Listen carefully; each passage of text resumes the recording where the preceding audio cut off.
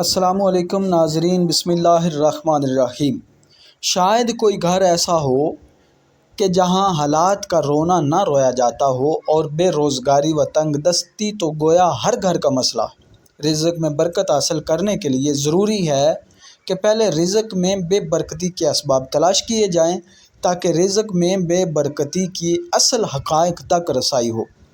تو آئیے آپ کے سامنے کچھ ایسے کاموں کا ذکر کرتے ہیں کہ جن کے کرنے سے بے روزگاری اور تنگ دستی بہت تیزی کے ساتھ گھر میں داخل ہوتی ہے۔ تنگ دستی اور بے برکتی کے اسباب: نمبر 1، نماز میں سستی کرنا۔ نمبر 2، گناہ کرنا۔ نمبر 3، خصوصاً جھوٹ بولنا۔ نمبر 4، نیک اعمال میں ٹال مٹول کرنا۔ نمبر 5، بغیر ہاتھ دھوئے کھانا کھانا۔ نمبر 6، ماں باپ کے لیے دعائے خیر نہ کرنا۔ نمبر 7، اندھیرے میں کھانا کھانا۔ نمبر 8، دروازے میں بیٹھ کر کھانا۔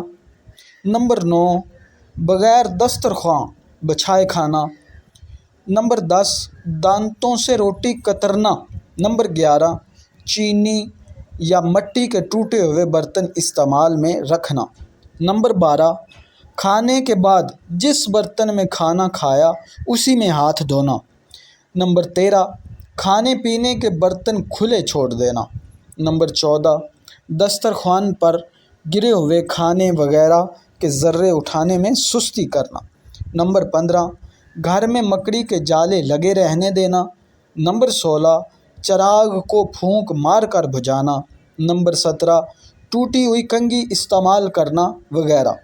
روزی میں برکت کے طالب کو چاہیے کہ وہ بے برکتی کے اسباب پر نظر رکھتے ہوئے ان کاموں سے بچنے کی ہر ممکن کوشش کرے، اور یہ بھی واضح ہو کہ کثرت گناہ کی وجہ سے رزق میں برکت ختم ہو جاتی ہے۔ اس لیے گناہوں سے بچنے کی ہر صورت کوشش کریں، کیونکہ کثرت گناہ آفات کے نزول کا سبب بھی ہے۔ مشائخ فرماتے ہیں کہ دو چیزیں کبھی بھی جمع نہیں ہو سکتی: مفلسی اور چاشت کی نماز۔ یعنی جو کوئی چاشت کی نماز کا پابند ہوگا وہ مفلس نہ ہوگا۔ اللہ تعالیٰ اس نماز کی وجہ سے اسے غربت سے بچا لے گا اور اپنے خزانوں سے رزق عنایت فرمائے گا۔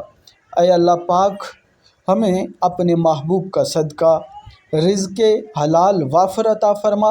آمین ثم آمین۔